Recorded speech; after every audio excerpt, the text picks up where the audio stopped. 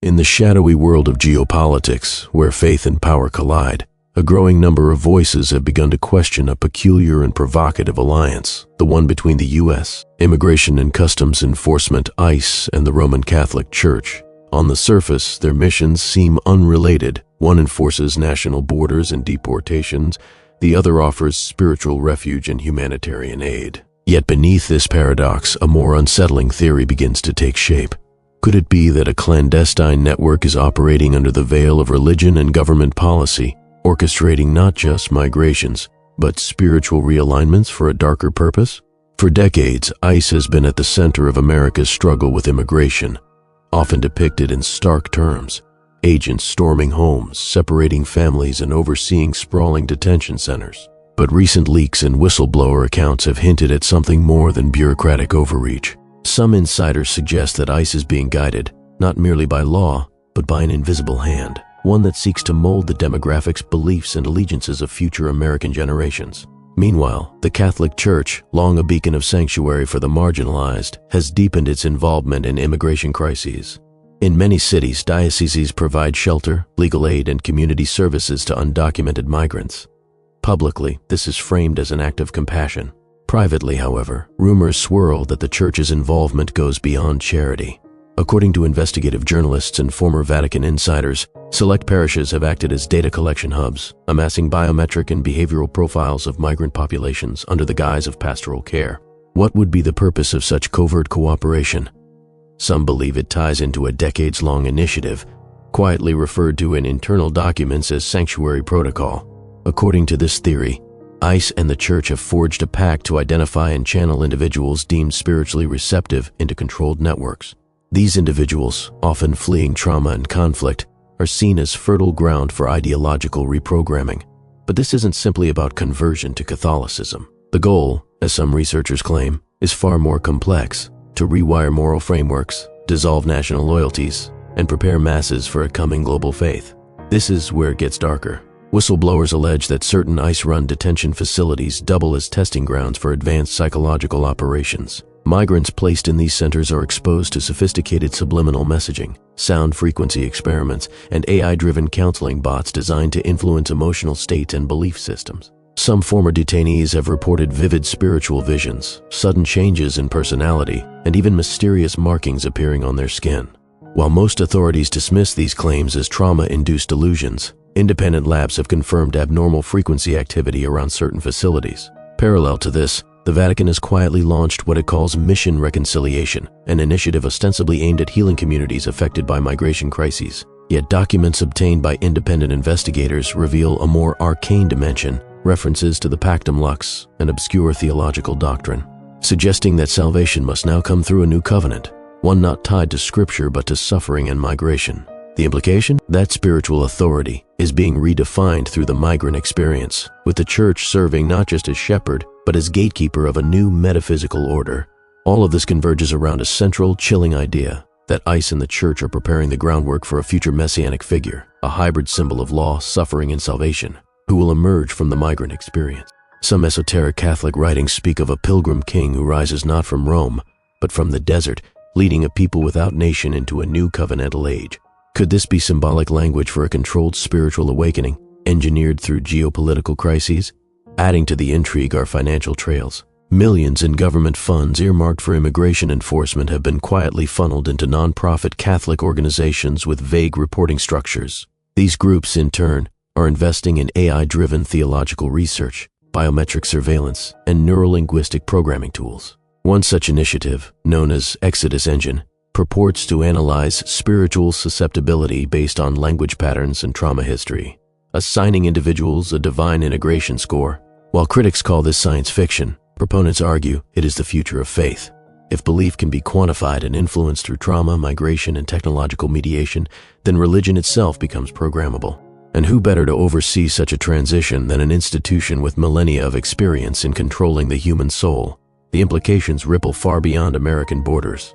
Similar collaborations between religious organizations and immigration enforcement are being reported in Europe and South America.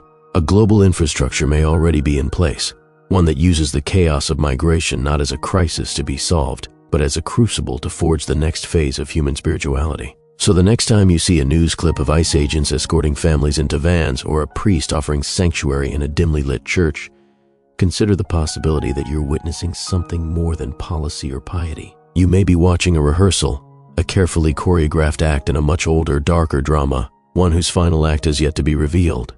And if this is true, then the question is no longer what is happening. The question is, what are we being prepared for? The second part of this exploration dives deeper into the dark networks and political undercurrents that may link the Catholic Church with the U.S. Immigration and Customs Enforcement, ICE. While at first glance these two entities seem worlds apart, one spiritual and ancient, the other bureaucratic and modern, their connection may not be as implausible as it appears. In fact, some argue that they form a bridge between heavenly rhetoric and earthly enforcement, constructing a mechanism for control hidden under the veil of moral authority and national security. We begin by tracing the funding trails. Several private contractors who benefit from ICE detention center operations have been found to donate large sums to faith-based organizations. While these donations are not illegal, they raise questions when those same organizations begin to promote nationalistic, anti-immigrant rhetoric from the pulpit. In some cases, prominent figures within the Catholic hierarchy have publicly denounced open border policies, aligning themselves with conservative political agendas that echo the same values enforced by ICE. Are these simply matters of shared ideology, or are they symptoms of a deeper, more orchestrated alignment? Digging into leaked documents from whistleblowers within various detention facilities, there are accounts of clergy, Catholic and otherwise, visiting detainees not for spiritual solace, but for behavioral assessments and ideological redirection. Some detainees claim they were encouraged to abandon cultural or religious practices that did not align with Western Christianity. This raises an uncomfortable possibility that faith is being used as a tool of assimilation rather than compassion. But who benefits from this synergy between church and state? Some theorists point to a centuries-old strategy, the manipulation of chaos to usher in a new order. In this view, mass migrations due to war, famine, and economic collapse are not just unfortunate byproducts of global instability. They are engineered stress tests for social restructuring. Under this paradigm, ICE does not merely enforce immigration law, it acts as a filter, identifying who is fit for assimilation into the emerging global order. And the church, particularly its more hierarchical structures, serves as the moral architect of this new identity. Consider the symbolic echoes. In the book of Revelation, the beast uses both spiritual and temporal power to deceive the nations. Could it be that in our modern context, ICE and the church are not isolated institutions, but the dual heads of a single system, one that defines who belongs, who is cast out, and who is reshaped in the image of the rising order?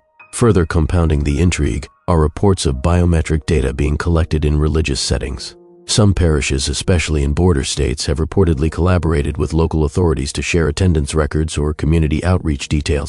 Under the guise of public safety or counterterrorism, these data exchanges blur the line between confession and surveillance. When a house of worship becomes an unwitting arm of the state, where does divine authority end and political manipulation begin?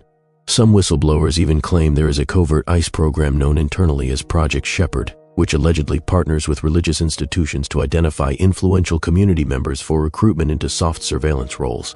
These individuals, often respected clergy or lay leaders, serve as both spiritual guides and informal informants. In exchange, they receive funding, influence, or protection. While official records of such a program are non-existent, the whispers persist. And in the world of conspiracy, whispers often mask truths too dangerous to speak aloud. Layered within this matrix is the eerie symbolism of shepherds, flocks, and judgment. The church has long seen itself as the shepherd of humanity, guiding the lost toward salvation. ICE, in its own language, positions itself as a guardian, protecting the nation from danger. When both claim divine or moral right, yet their actions lead to suffering, displacement, and trauma, one must ask, who are they really serving? And then there is the connection to prophecy. Some interpret Revelation's description of a false prophet working alongside the beast as a coded warning against such alliances. In this vision, the false prophet performs miracles and gains public trust, only to lead the masses into spiritual captivity. Could the modern equivalent be found in charismatic clergy who use fear, nationalism, and divine rhetoric to justify systemic oppression? Meanwhile, behind the scenes, massive databases grow. Every fingerprint taken, every face scanned, every prayer documented in a compromised confessional may feed into something more profound than policy enforcement. It may feed a digital consciousness, an emerging god of information, built not in heaven, but in the servers of intelligence agencies and corporate clouds. If ICE is the hand and the church is the voice, then data may be the mind, the omniscient eye watching not only borders, but beliefs.